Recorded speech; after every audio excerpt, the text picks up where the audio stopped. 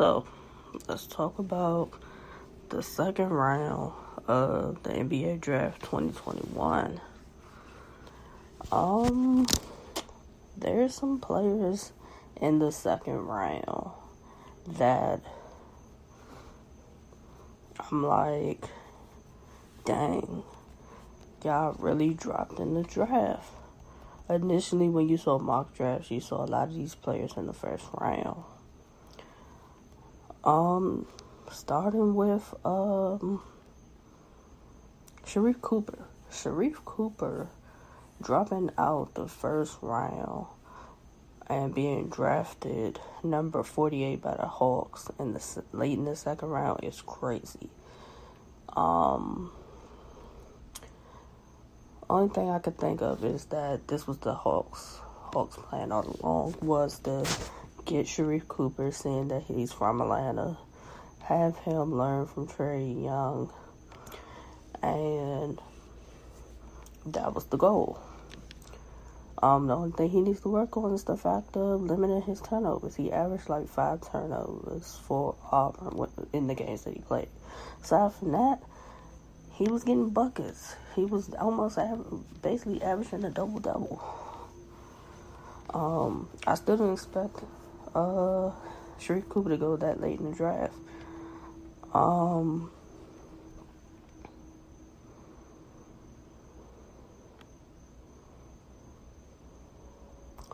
Greg Brown's another one. Him being drafted 43 by the Pelicans, but traded to the Blazers. Greg Brown, he had some moments in his freshman season for Texas, but for the games that I watched, I said that he really didn't play. It's a lot of games that I was watching, I'm like, dang, he's on the bench. Why is he on the bench? He can play. But watching him play in the scrimmages, I'm like, he's really athletic. And I think he'd be a great addition to the Blazers. Hopefully they'll work with him on his post moves. Jeremiah Robinson Earl going to the Knicks at number 32. Most mock drafts had him as a second round pick.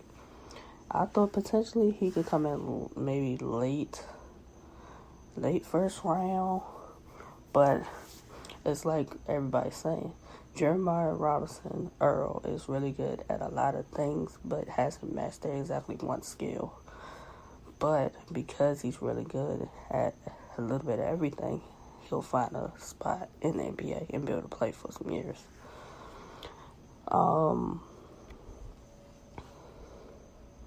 Ayo going to the hometown team, the Chicago Bulls, at number 38 was interesting.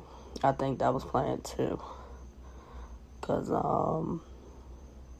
he averaged 20 points a game at Illinois, and the same goes for Ayo.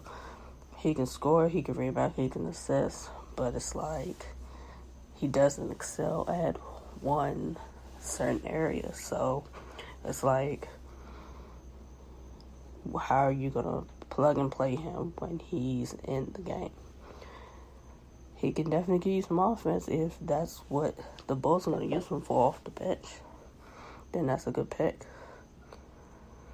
BJ Boston falling to number 51 by getting picked by the Grizz but traded to New Orleans. I think that's a better situation for him. New Orleans is basically a young team, and they're building around Zion Williamson. BJ Boston's 6'6", 6'7". He can shoot the ball, but he didn't shoot the ball great in Kentucky last year. So he's going to have to prove all the hype that he had going into his freshman year at Kentucky that he really didn't show during the year. So I'm sold on the fact that the Pelicans ended up trading for BJ Boston on his potential.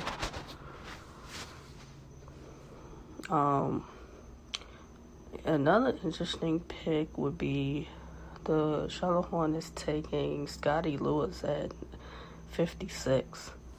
Scotty Lewis was an interesting pick. He's a great defensive player. He can dunk the ball, but he definitely has to work on his shooting. If he's going to carve out a niche as a role player, bench player in the NBA, he's got to work on his shooting. If he's just going to be your defensive guy that can just slash to the bucket and dunk the ball and everything like that in the fast break, then that's fine. But to use him more efficiently, he's got to shoot. He's got to learn how to really shoot the ball. Isaiah Todd falling to going number 31, really. Drafted by the Bucks, where he's been traded to, I think, the Pacers, where he got traded to the Wizards. I'm not really sure. But Isaiah Todd's an interesting pick. It's like 7 feet. He can step out and shoot the three. He got some post moves. He got like the fadeaway shot like Dirk. He can shoot the ball for his size. So whether he's going to the Pacers or the Wizards, he's definitely going to be able to go there and get some buckets and contribute. A lot of these other players taken in the second round, either they're 4-year guys out of college that most aren't familiar with, or they're international players that only if you watch international basketball, you know who some of these guys are. The Brooklyn Nets getting Raekwon Gray at number 59 is also a good pick. He had a good season at Florida State. He proved that he can kind of be like Draymond. Draymond can step out and shoot the three. He can rebound. He can run fast break. He can do kind of like the point forward thing. I think when he gets in better shape, he can definitely be more effective. But I like the pick. Second round, some of these teams got some good players. And some of these guys I'm not familiar with, but hopefully in Summer League I can get more familiar with these guys.